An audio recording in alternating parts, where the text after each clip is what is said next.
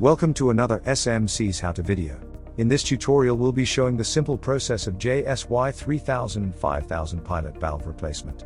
Let's begin. After identifying which valve pilot assembly is to be replaced, isolate both the air and electrical power supplies to the manifold.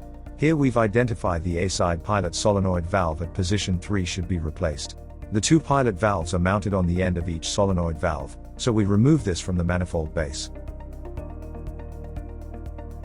Now, we can work to replace either of the pilot valves.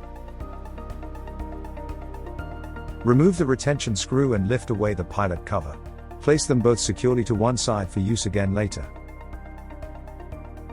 Next, unscrew and remove the two retention screw from the required pilot valve. As mentioned, here we're replacing the A-side pilot, which is the upper pilot valve in relation to the manifold base.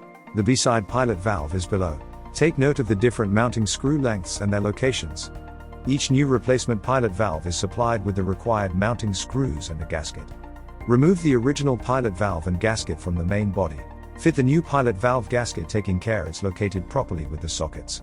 Fit the new pilot valve to the gasket and main body. Secure the new pilot valve using the mounting screws, ensuring the different lengths are located as noted during removal.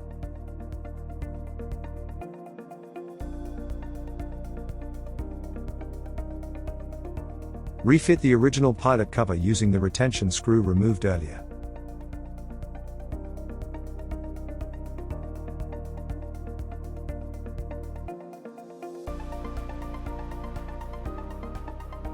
Refit the valve to the manifold, ensuring that the gasket is aligned and undamaged.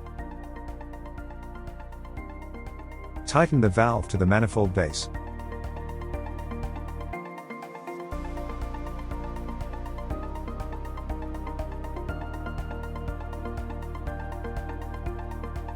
All done. The valve is now ready to use again. Check out SMC's other how-to videos to see how maintenance-friendly SMC's valve range is.